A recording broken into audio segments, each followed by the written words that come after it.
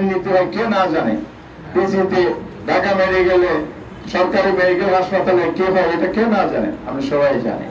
সুতরাং এই যে একটা দুর্নীতির যে চক্র আছে, এই চক্রের সাথে রাজনৈতিক দুর্বৃত্তায়ন সহ মিলিয়ে লুটপাটের একটা বিশাল আয়োজন করার জন্য যে একটা বড় বাজেট স্বাস্থ্য খাতে দেওয়া হয়েছে, অন্যান্য খাতে কিছু বাড়ানো হয়েছে। উচিত ছিল শিক্ষা খাতে বাড়ানো। শিক্ষার মাধ্যমে যে দক্ষ ম্যানপাওয়ার তৈরি হয়, সেটাতে আমাদের একটি আগামী দিনের সমৃদ্ধ বাংলাদেশ উপহার দিতে পারে। সোশ্যালিজম কথা এখানে নাই। সেই জায়গাটা যদি আপনি মোরাল এডুকেশন সহ যদি নিয়ে আসতে পারেন, তাহলে করাপশন ফ্রি হবে, স্কিল বাড়বে, দক্ষ ম্যানপাওয়ার তৈরি হবে। এখানে মাত্র 0.5% আপনি বাড়াইছেন। আগে ছিল 10%, টোটাল বাজেটের এবার 2% করেছে।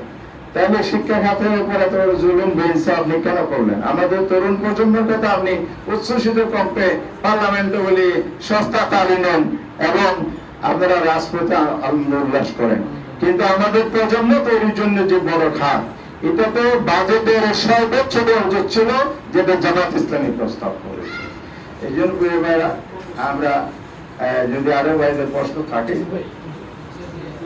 আমাদের যে প্রেস ব্রিফিংটা হয়েছে আমির জামাতের নেতৃত্বে, সেখানে সরকারকে উদ্দেশ্য করে এসআইআর বাজেটে ইনক্লুড করার জন্য দেওয়া হয়েছে। সরকার এত বাজেট পরামর্শ চায়, সবাই কি সরকারের কাছে গিয়ে জমা দেয়? তা না, সরকার বিভিন্ন সোর্স থেকে নেয়।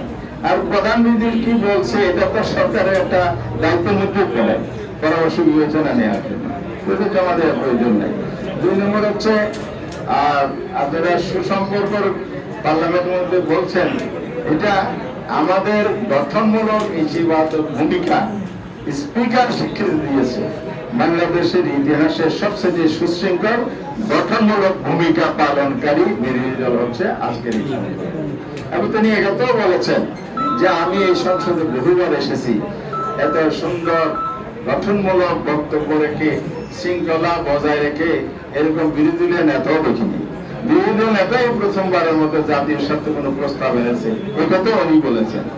এটা জামাতের ইতিবাচক রাজনীতির যে ঘোষণা ইলেকশনের পরদিন আমির জামাত এই জায়গায় দিয়েছিলেন, সেটার কারণে পরিবেশটা তৈরি হয়েছে। আমরা এটা বজায় রাখতে চাই। সরকার যদি এটা নষ্ট করে, সেক্ষেত্রে কি করতে হবে তো আমির জামাত বলেছেন।